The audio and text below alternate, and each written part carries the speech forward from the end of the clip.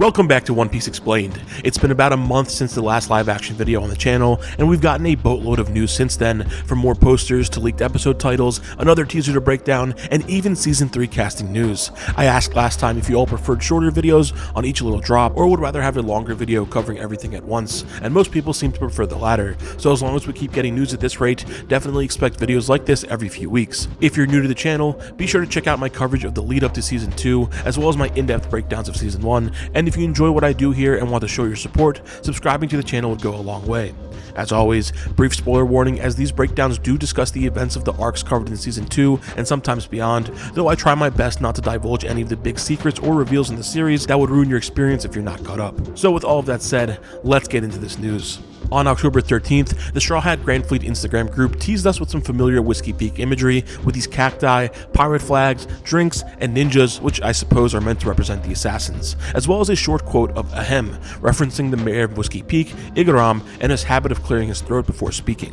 We know that he'll be played by Yonda Thomas, and we got a quick look at his outfit back during that set tour with Jeff Ward, which I have a full deep dive breakdown on my channel if you're interested. While this news drop did not come with a full look at Igaram, you can actually spot him in the background of a shot from the first teaser trailer. What we did get was the next promotional poster on the following day, showing off the town of Celebration in full. Up top reads, "Here in Whiskey Peak, we simply adore pirates," playing into their little facade, and I do really enjoy the composition of this poster with the buildings surrounding the crew, which seems to be taken directly from a shot from the teaser trailer. I would not be surprised if the actual island is not structured in this exact way in this episode, since it looks like the cactus structures sort of surround the town at the center instead of being far off in the distance, especially since we don't see the cacti anywhere in front or behind the Straw Hats in these scenes. This poster also came alongside an article from Collider, which had a quote from McKenyu, who plays Zoro, where he describes his character's developments in this episode. The creators of the show were not shy of giving Zoro some great action sequences in Season 1, and from what we've seen in these behind-the-scenes teasers, it looks like we'll be taking that to the next level. I do find it interesting that it seems like Zoro's fight against Brokeworks is going to be framed in a way where he's doing this to protect the crew. There definitely was some of this in the manga, but for the most part, it's played as Zoro just having fun and testing out his new blades while making light work of the bounty hunters, so that aspect sort of gets lost along the way in service of making Zoro look really cool. I enjoy the prospect of this season continuing Zoro's arc from Season 1, where he starts off as a lone wolf who doesn't value working with others, as we see when he declines both the offer to join Brokeworks from Mr. 7 and Axe Hand Morgan's offer to work alongside him as a Marine, to slowly opening up to fighting with others and eventually getting to the point where he promises to grow stronger for his allies. We also got two stills to accompany the article, the first of which is another look at the Straw Hats arriving on the island. Now, I've talked about the sequence a ton across the teaser trailer breakdown and the last news breakdown, so I won't get into the details here, but I will point out that this ice cream vehicle is shown again. We rarely see motorized land vehicles in the series, so this does stand out a bit, especially when you realize there's a carriage in the back. The closest thing we have at this point in the series would be Buggy's Chop Chop car and the live-action adaptation of Smoker's Billower bike, which is fully motorized. The other still shows Zoro in the middle of combat, with some knocked-out people laying behind him. His specific sword configuration here resembles the tiger hunt technique that we first saw used against Buchi and Sham in the source material. Now, it does strike me as interesting that he's shown here with his bandana and all three swords drawn, as Zoro only makes use of at most two swords throughout his fight with the bounty hunters. It's actually not until his clash with Luffy that he wields his third blade and dons the bandana. Now, the Luffy vs Zoro fight is definitely one of the more out-of-character moments in the series, so I wouldn't be surprised if they ended up cutting it, but I personally wouldn't mind if it gets reimagined in some way. But the more likely scenario is that this is just him fighting Brokeworks agents as normal. Now, 2 days later, we got a quick behind-the-scenes clip of the various set pieces in Whiskey Peak before and after construction. We talked about many of these buildings and shops in previous breakdowns, but we do get a better look at some of them here, including the bakery, the livestock store, the butchery, apothecary, of course the Mexican restaurant, the general store, and the saloon, which I imagine is going to be the main set piece in this episode. There's also a lot of focus on the mysterious ice cream car that we've talked about across the last few weeks. I'm curious to see what its purpose will end up being. Who knows, maybe the iconic scene with Smoker and the young girl Yu ends up happening on Whiskey Peak instead, or maybe we'll get an early introduction of Miss Golden Week, who has canonically been shown to enjoy ice cream despite being surrounded by enemies. Or maybe the most likely option is that I'm looking too deep into it, but hey, they have to be showing this thing off so much for some reason. Now, on October 20th, the Straw Hat Grand Fleet account shared little garden-themed emojis, including plants, trees, mountains, and dinosaurs, surrounding two different laughing emojis on opposite ends of clashing blades. Up top are two horns, likely standing in for the Galar horn or the sounding horns used by Vikings during war, and while this isn't something we really saw with the giants on Little Garden, they are shown using it later on in the series. This time, we got 2 quotes relating the distinct laughs of Dory and Brokey, and on the following day came a new poster showing off the 2 giant captains in full. Now, we had seen Brokey before thanks to the teaser trailer, but this is our first time seeing Dory in costume, and I absolutely love the attention to detail all throughout. They really brought these outfits to life and made them feel not only lived in, but practical, giving texture and functionality to the various pieces of armor, as well as showing off the craftsmanship of the giants who made them, with these intricate details on the pieces. My favorite addition is probably the illustrations on Brokey's horns, with one looking to be a ship and the other perhaps a rope or a serpent. The poster includes the tagline, "Untouched since the age of dinosaurs," referring to Little Garden's nature of being a prehistoric island. Alongside this poster came an article by The Wrap, which included a quick interview with Jacob Romero, who plays Usopp. He took us a bit behind the scenes and explained how they managed to film scenes with giants, but also mentioned that there was a giant spoon in the episode. This reminded me of a sequence from the set tour video with Jeff Ward from last year, where we got a look at various props, including one that looked like an oversized spoon. I'm not sure if this is exactly what Jacob is talking about, since it doesn't look to be big enough to sit in, but hey, who knows. We also got a few stills, starting with this one of Dory and Brokey facing off. Despite it being just the 2 of them in this shot, the camera is pointing up at them, letting the sky take up the entire background. It feels like we'll be getting a lot of practical techniques like this to bring their sense of scale to life. This also gives us a much better look at their clothing, where we can see their wear and tear on their armor, but I wonder if some of this is actually because we're seeing them after the events of Little Garden. In the source material, their weapons, the Terry Sword and the Bruiser Axe, end up breaking at the end of the arc, but their eternal duel is far from over, and so they're left to duke it out with only their fists, as we would end up seeing in Miss Goldenweek's cover story, as well as the Decks of the World cover story much later on in the series. I've actually been hoping that they adapt the events of that cover story with Miss Goldenweek, so the Baroqueworks cast can end up getting more screen time, if not in this season, then perhaps in season 3, or maybe even in season 4 if we're lucky. There's then this still of Luffy trekking the jungle with his adventurer backpack on. It's not clear if he's alone here, or if we'll see him accompanied by Vivi, but it is curious that he already has paint on him at this point, with some dark streaks on his chest, and some white on the side of his abdomen. We know from prior sneak peek videos that this is not the full extent of paint that Luffy will be dealing with, as it'll end up being blue paint on his face at some point, so I wonder if Miss Goldenweek will be toying with him throughout the entire time the crew is on the island, as opposed to just during their brief clash. I'm also curious if we'll get an early adaptation of Luffy singing his classic Moron song from Skypiea while he travels through Little Garden. The final photo shared is of Usopp running for his life across the island, which we got a brief scene of from the first teaser trailer, and this may be when he and Nami start running from a dinosaur, only for them to end up separated, resulting in him meeting up with Luffy and Vivi. 2 days later, the official accounts also shared this photo of Mr. 3's wax house that Baroqueworks used as a base on Little Garden. This is obviously a huge upgrade from that little square hut in the source material, as it is now reimagined as this large, luxurious dwelling. In fact, its general shape is pretty reminiscent of another building created by Devil Fruit Powers from later on in the series, with this Mochi building during the Whole Cake Island arc. There are of course a lot of 3s all over this thing, and the rooftop design almost evokes Louis Vuitton's monogram pattern with the alternating diamonds. And speaking of monograms, I wonder if this circular shape is actually supposed to be the Colors Trap symbol painted by Miss Goldenweek. It was explained in the Volume 19 SPS that her symbol is actually just an abstract monogram of the letters C and T, standing for Colors Trap. From the random paint that we've seen on Luffy, it appears the live action may have taken inspiration from this SPS and realized that this lemon guy asking the question was right about Miss Goldenweek being able to just paint colors on people without the need for the symbol. Anyways, in the source material, pretty much all of the furniture inside the house was also created by Mr. 3's wax abilities, and that does seem to be the case here to some degree, like with this plant pot. The idea of Mr. 3 or Miss Goldenweek going out of their way to pot one of the wild plants on the island just for the short stay is pretty funny, but given how long some of the Baroqueworks agents end up staying on the island, maybe it's not a bad idea that they're settling in now. Inside, you can make out some curtains, a wooden chair, and even a light on the wall, though that may just be a candle, and the front door seems to be nowhere in sight, suggesting that this is after Sanji discovers the house, as we did see him breaking down the door in the teaser trailer. With everything we've seen from Little Garden so far, I feel like these are the 2 episodes that I'm most excited for. On October 27th, the Straw Hat Grand Fleet account shared some emojis again, with a border of pink flowers and snowflakes, a top hat surrounded by pirate flags, which represents Dr. Hero Look, 2 hospitals that represents the 2 doctors, and a glass of wine, which is a nod toward Kureha, who is always seen with a bottle of her favorite plum wine. The quote reads, "When do you think a person dies?" evoking one of the most iconic scenes in the entire series. The following day brought the final poster showing off Drum Island, but not only that, it also came with the long-awaited release date for the 2nd season, March 10th, 2026. This means we're roughly 4 months away, and you can be sure that I'll be here breaking down every episode in excruciating detail, just like I did for Season 1. If you're new to the channel and haven't seen any of those, there will be a playlist in the description. There's not too much going on in this one aside from this amazing view of the Drum Rockies. We first saw them in a piece of concept art shown off in that set tour with Jeff Ward, and it looks like things have evolved a bit since then. At the top is of course Drum Castle, which is more or less the same shape and structure as it was in the source material, and the tagline on this poster is "Now entering the nameless country," as our heroes would end up arriving during a transitional period in the country's governance, with the people wishing to form a new country after their king abandoned them.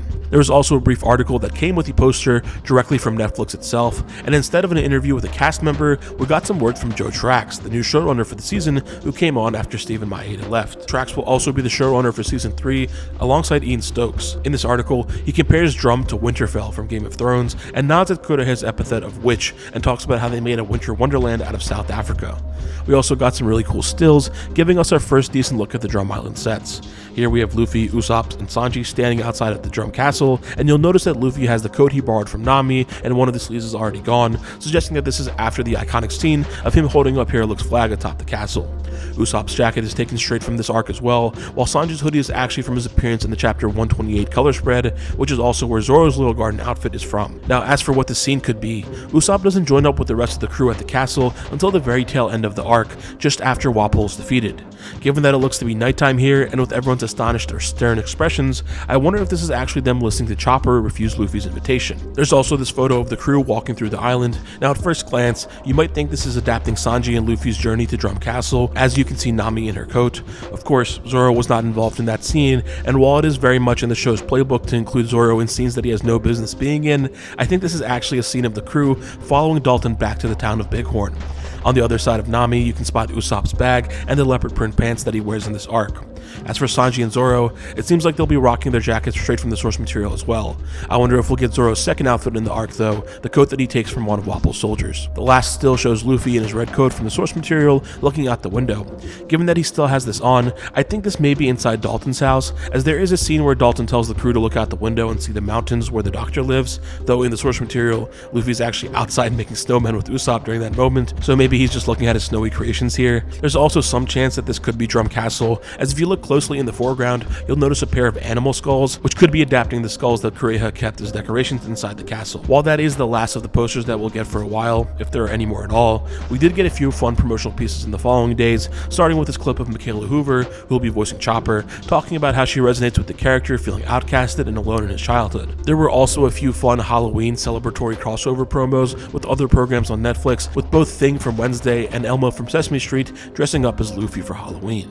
While all of this was going on, back on October 18th, the episode titles for this season were leaked, or should I say discovered, thanks to their listing on the Writers Guild of America's website.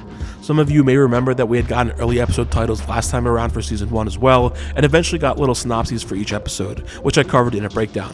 While we're not so lucky to have that this time, there's still plenty to talk about. The listing does not have the episodes in their actual order, but we can figure that out pretty easily, starting with episode 1, the beginning of the end. We've known about the title for this episode for over a year now, as they actually shared a picture of its script a while back. I made a video covering this as well, and it's quite a good one, as we were doing some pretty insane detective work by applying filters and altering the contrast of the image to try and make out the text on the pages underneath. This is actually when we first realized God Valley would be referenced in this season, which at the time felt absolutely insane and maybe just wishful thinking, but now that we know there's an entire musical about Garp's triumph at God Valley playing at the Logtown Opera House, who's crazy now? If you haven't seen that and you're interested, there will be a link to that video in the description. Anyways, you might have noticed that the episode title is a bit different between that script and this listing, with "and" having been swapped for "of." I'm not sure if this is a mistake on the website's end, or if this is actually the new title for the episode. The beginning and the end is of course a reference to Logtown's epithet, having served as both the prologue and epilogue of Roger's pirate career, and if the title is indeed "of" instead of "and", maybe this is just a tongue-in-cheek riff on that. Hopefully it's not any indication that the live action is on its way out. We know from the script that this episode was written by Matt Owens and Ian Stokes, and as mentioned before, Owens is one of the showrunners for seasons 1 and 2, and Stokes is stepping up as a showrunner alongside Trax for season 3. I know people were alarmed at Matt Owens having stepped away for the 3rd season, but I don't think that's anything to be concerned about. The show is in good hands with the entire team putting their best efforts in. And besides, Ian Stokes has been involved in this series since season 1, having helped write on the 2nd and 7th episodes of that season. We've known the directors for the first 7 episodes for a while now, with Emma Sullivan returning for this episode after she directed the 2 Syrup Village episodes in the prior season. Episode 2 is also directed by Sullivan and titled Good Whale Hunting, referring to Laboon and Brokeworks' plan to kill him to feed their people.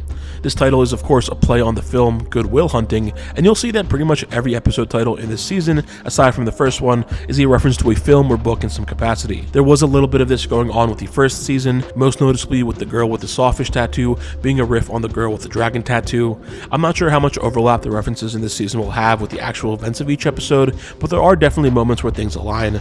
As a lover of puns and wordplay, I have to admit this is pretty funny, but part of me does wish we had more nods to the actual source material. For example, Worst in the East is my favorite title from Season 1, as it's a nod to the first chapter of the Loguetown arc, The Meanest Man in the East, when Luffy is awarded his bounty, giving him the highest active bounty in the East Blue.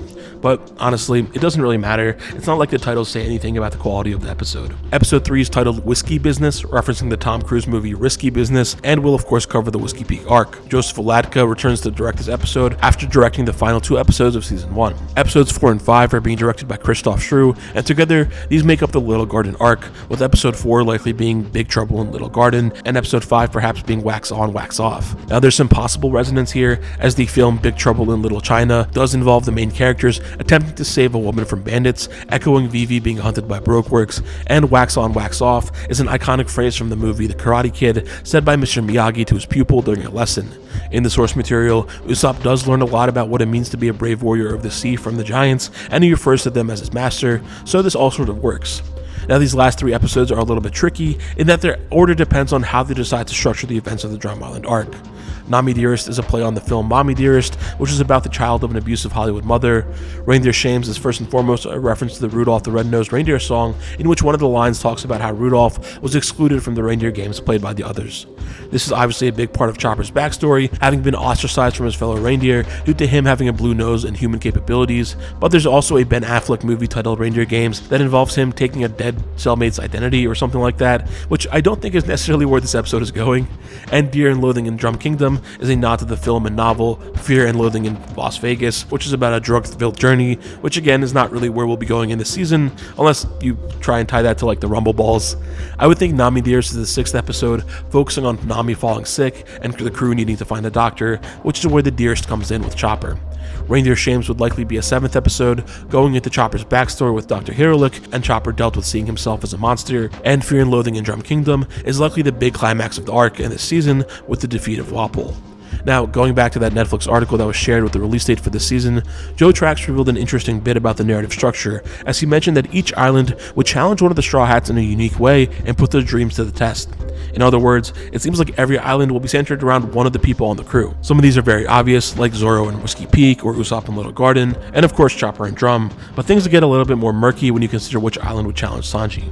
At first, I wonder if the articles and interviews with the cast that accompanied each poster had anything to do with who each episode or arc would center on. The Loguetown poster came with an IGN article that included a quote from Luffy's actor, Iñaki Godoy, and it makes a ton of sense for this episode to be about Luffy's development, just given all of the fateful coincidences going on and the inherited will from Roger to him. The Reverse Mountain poster was associated with a Teen Vogue article that had interviewed Nami's actor Emily Rudd, where she explicitly calls out how Reverse Mountain and the Grand Line in general would be a test for Nami's navigational skills. The Laboon or Twin Capes poster came with an article from the EW where they spoke with Sanji's actor Taz Skylar about Laboon and the challenges of filming with this imaginary whale. And as mentioned earlier in the video, the Whiskey Peak poster came alongside Collider interviewing Zoro's actor McKenyu, and the Little Garden poster had the Rap speaking with Usopp's actor Jacob Romero. This pattern sort of falls apart since the Reverse Mountain and Laboon posters are likely covering the same episode, and it sounds like Nami is going to be the one challenged with navigating the craziness of the Calm Belt, Reverse Mountain, and getting used to the log post to travel the Grand Line. I mean, there is some possible overlap for Sanji to relate to Laboon, such as sharing the experience of traveling from one ocean to another, but I don't think that would really push Sanji's development in any meaningful way. Though there may be something with how Reverse Mountain is home to a point where all of the Four Seas converge into the Grand Line, which could be a fun angle for Sanji with the All Blue. There's also Sanji's big moment during Little Garden, where he infiltrates Brokeworks' hideout and ends up speaking to Mr. Zero himself, so I could definitely see Usopp getting the focus in the first Little Garden episode and Sanji getting more in the second. But really, I'm hoping that Sanji's development comes from the episode titled Nami Dearest. This episode would include his journey with Luffy to take Nami to the only doctor on the island. Throughout the sequence, we get to see Sanji show his concern for her and go out of his way to put himself in danger if it means having a better chance at saving her life. Plus, he does end up getting injured later on and finds himself alongside Nami as Kureha's patient. There's a lot of opportunity here to further Sanji and Nami's relationship in a way unique to the live action. See, in the source material, much of Sanji's affection for Nami takes the form of perversion and gags, which has been heavily toned down in this series and replaced with light flirtation and chivalry. It would be really cool to see Sanji express his respect and admiration for Nami as his crewmate rather than an object of desire. And while the title of the episode is definitely a play on words, it's also an affectionate phrase that Sanji would use to refer to Nami, so maybe there's something there. And of course, when Chopper is introduced, he'll likely get a lot of the episode's focus with his flashback and coming to terms with who or what he is and learning to see himself among humans. But there's also another crewmate around this season, and that's Vivi.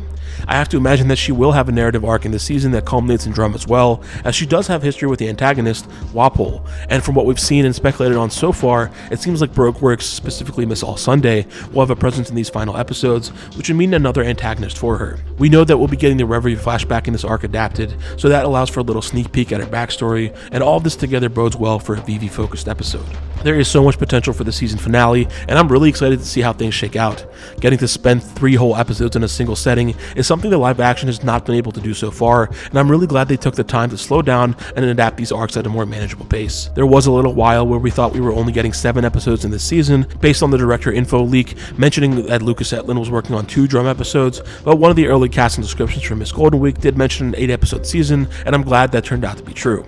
On November 3rd, another behind-the-scenes teaser was shared out of the blue, and it starts off with the shot of the Going Merry approaching Reverse Mountain that we first saw in the first teaser trailer, and transitions to a view of the backside of the Going Merry, edited to fit the Netflix logo amidst the railing. This takes us to a new shot of the crew looking off the side of the ship at something in the distance. Now, given that everyone is wearing their outfits for the Whiskey Peak episode, this is likely happening just before or after the island, but if you look closely in the foreground, you'll notice some light snow coating the ship and the ropes, as well as some icicles on the staircase in the back. This is probably from that brief moment of snowfall that the crew experiences just after leaving the Twin Capes. Sanji has a bucket of paint and paintbrush, while Usopp also has something long in his hand, either another paintbrush or some kind of tool. I'd imagine these two are fixing up the damage to the ship after their run-in with Laboon in the previous episode. And Nami has her staff in hand, perhaps from having just whipped their passengers into shape for getting on her nerves. As for what exactly they're looking at, it's possible that they're seeing Cactus Island in the distance, but given that Luffy is the only one smiling while the rest of the crew is looking scared, I'm thinking this may be one of the other Grand Line surprises that come their way during that montage between Twin Capes and Whiskey Peak. We then get a couple really cool shots of the set they used to recreate the inside of Laboon.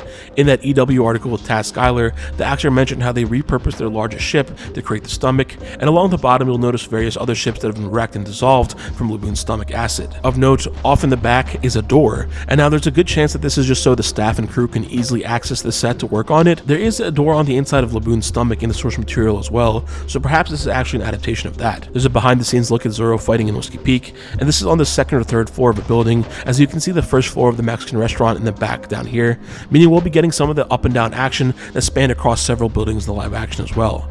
And of course, given the stance that Zoro takes in the sequence, it looks like he's using his classic onigiri technique. In the shot, Zoro is fighting off 2 hammer users, perhaps nodding at the scene from Whiskey Peak, where Zoro ends up cutting someone's stone hammer in half. We're going to be getting so much action in this episode. Just look at all the corpses on the floor. The actors and the cameramen are literally tripping over these bodies, as the actors on the ground have to adjust themselves while the scene is moving. There's then this shot of Luffy running through a little garden that we first saw in the original teaser trailer. At this point, I'm wondering if this is when he tries to look for Mr. 3 toward the end of the fight. You can spot the dark streak of paint on his chest for a brief moment in that last frame, though there's also this new shot of Luffy looking at something in the distance while he has his backpack on from the start of the arc, and there's already paint on him, so it's getting hard to say. Here, this looks like it could either be Kureha or Hirlix Labs with all these vials and beakers. Given the stony texture of the wall or the window in the back, I'm leaning toward Hirlix since he lived inside one of the mountains. There's also a bunch of dried plant-like material underneath the glass, making me wonder if these could have been repurposed from snowbird nests. This then brings us to some of Drum Island sets, starting with the town of Cocoweed. You can tell because of the restaurant at the center called Stool, which is taken directly from the source material. They even kept the clock in the building's design, and the text on the other side of the wall reads meat broth and malt liquor, but in front are 2 statues of some animals native to Drum.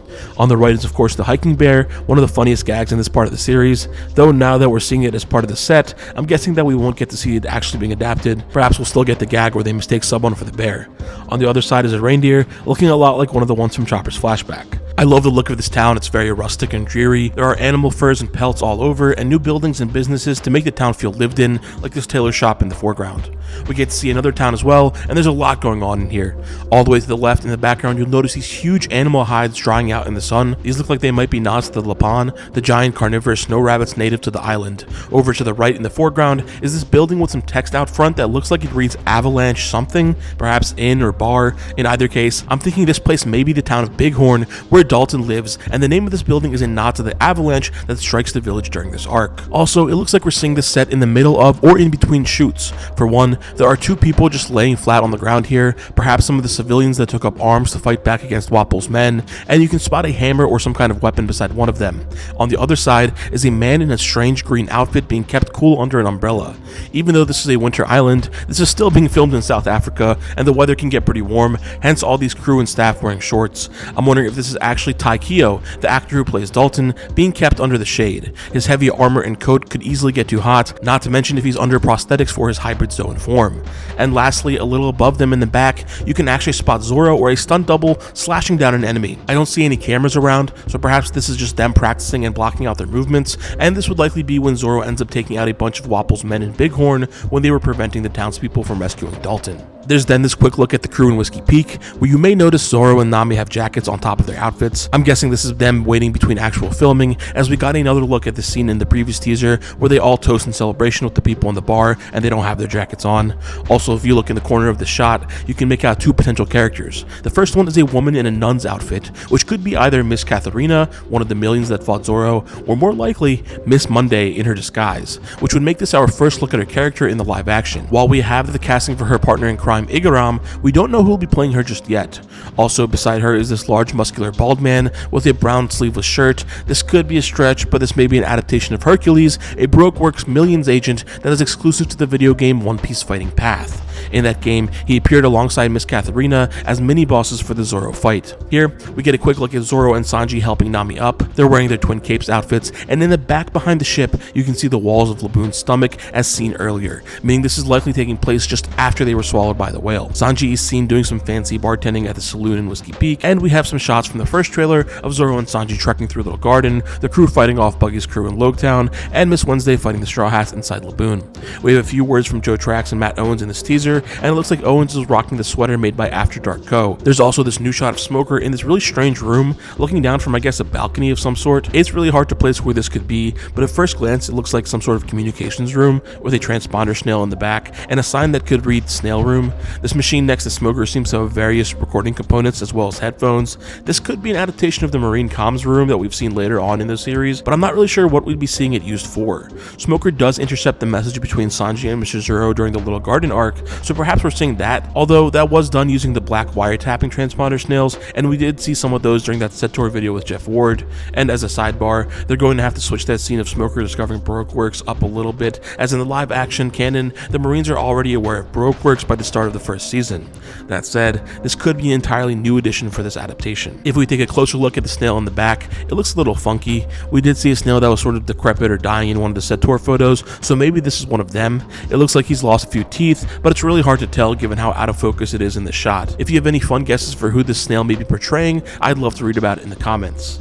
This takes us to a shot of Lyra Obova's Robin. It's a bit hard to place where she could be in the scene. The dreary gray stone walls would make sense for this to be somewhere in Drum, as we've known for a little while now that Robin will have a role to play during the Drum arc, but this could also be wherever that scene with her opening the doors of the Marine building is taking place, which we've previously speculated was the Marine base on Logtown. There's a quick scene of Smoker at the carnival, and Usopp falling off the cliff in Little Garden, and then we have another look at Truth Chandra and Miss Wednesday as she drops off the Going Merry, perhaps recreating the scene where she and Mr. Nine leave the ship just before they dock on Whiskey Peak. As we start to wrap up, there's this scene of Luffy and Crocus as Luffy tells him told ya. With how Luffy's clothing is a bit damaged here, I'm guessing this is after Luffy challenges Laboon and befriends the whale. Behind them you can spot the cannon-like device that Crocus uses to shoot Tranquilizer into Laboon.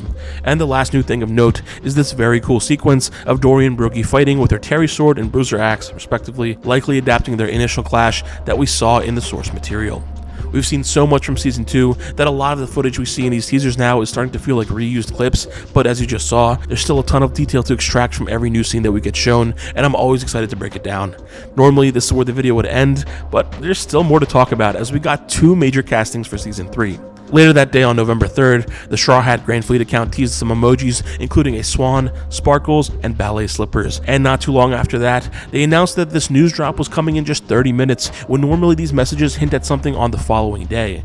Perhaps this was prompted by the news of this casting being leaked or reported early by some trades online, but in any case, we now have the casting for the fan favorite character, Mr. Chu Bon Clay, with Cole Escola bringing the character to life. Escola is a non-binary actor, perhaps most well known for the portrayal of Mary Todd Lincoln in the Broadway play Oh Mary. I'm excited to see them take on this role of an over-the-top antagonist turned ally, and I can't wait to see them interact with not only our crew, but the other Baroque Works agents. And on the following day, the Grand Fleet account sent a wall of flame emojis with a fist in the center, prepping us for the long-awaited casting of Fire Fist Ace, which on November 5th was revealed to be Xolo Maridueña.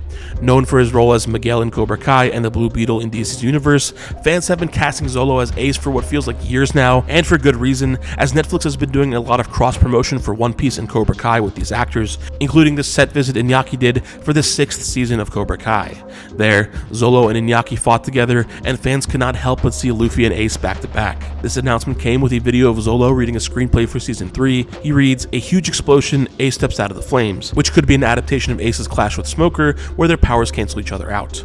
In this video, he gets a call from Iñaki, who addresses Xolo as his bro. This is of course a bit tongue-in-cheek, nodding at their characters' relationship, while also coming off as a fairly regular greeting between two friends. While Netflix has gone out of their way to conceal the true identities of characters like Miss Wednesday or Miss All Sunday, they're not really doing too much to address the nuances of Luffy and Ace's relationship. And if anything, to a completely new fan without any context, I suppose there would be no real hint for them at this point that Luffy and Ace have a special brotherhood.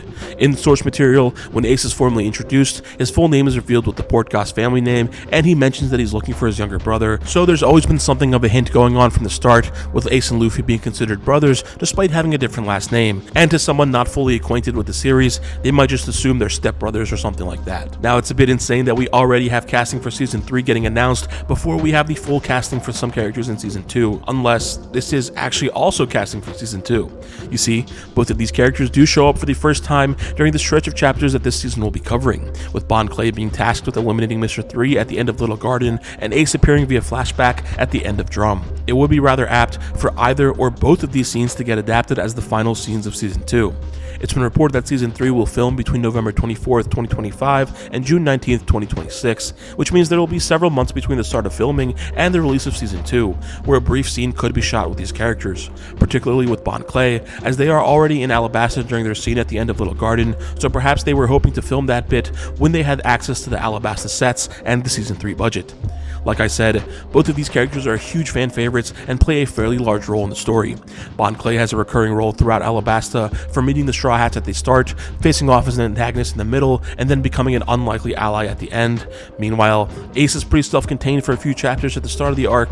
The anime does extend his role a little bit, and includes him in a few filler episodes with the crew, but he never gets woven into the main conflict of Alabasta. There are definitely ways for them to incorporate him further, and have him play a bigger role in the climax of the season, but I'm getting ahead of myself. We still have a few more months of teasers and trailers before the second season comes out on March, and you can be sure that I'll be covering it all along the way. If you enjoyed this video, please consider engaging with it by dropping a like or a comment, and if you enjoy what I do on this channel, I'd really appreciate your subscription. That way, you'll be able to get all my breakdowns as soon as they come out. If you made it this far into the video, thank you so much for watching, stay safe, and I hope to see you in the next one.